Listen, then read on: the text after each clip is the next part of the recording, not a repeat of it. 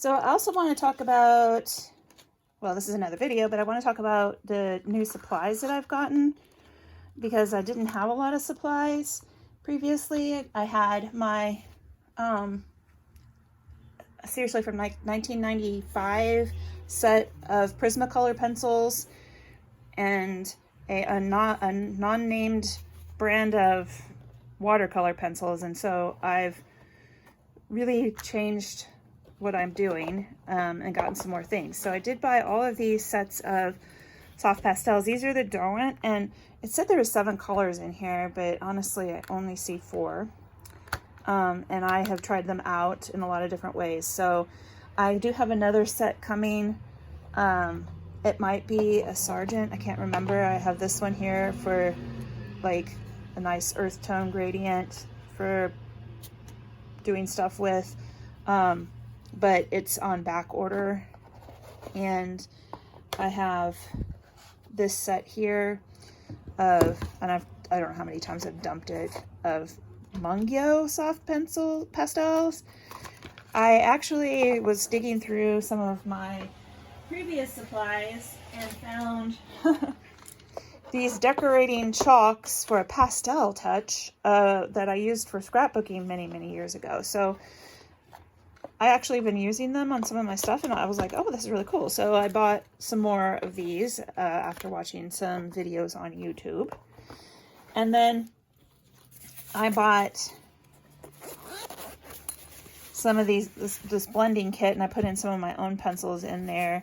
And so it also came with 2 charcoal pencils, graphite pencils. I mean, I haven't used them yet, and I shoved in one of my old Prismacolor blenders, but I just wanted to try this out. And I do have some graphite and some charcoal pencils on the way. And then Corey recommended the Staedtler tinted watercolor pencils in a video for coloring for fall, and I was like, okay. And I've used these. You can see one of them I've used quite a bit. It's color 36. It's a dark blue. I used it on my Mythagoria page, and so I've been using these a lot. They make some nice bright colors, not as much of the graphite as the Derwent Graphitint, but I did color a whole page with Derwent Graphitint last month, and I also did a daily coloring thing, and so these guys seem to last forever, but you can see I've used them, and I adore them. Actually, I found out that I really like the Derwent pencils and Derwent things, and so I also bought the same thing with Corey recommended this, these Derwent Drawing pencils, and I have used them quite a bit. And also I had a little mishap with my new pencil sharpener, so I have some replacements for some of the shorter ones on the way.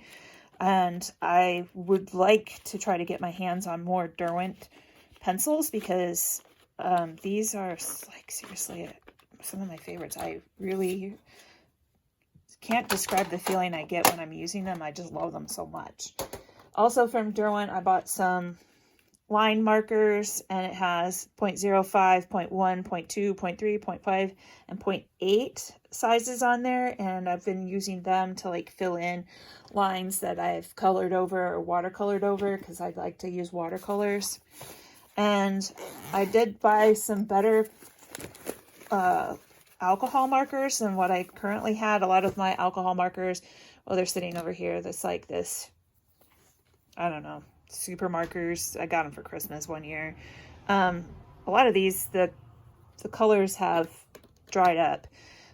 So I went ahead and bought this for skin tones, so I can work on doing skin tones, because I really have no idea what I'm doing.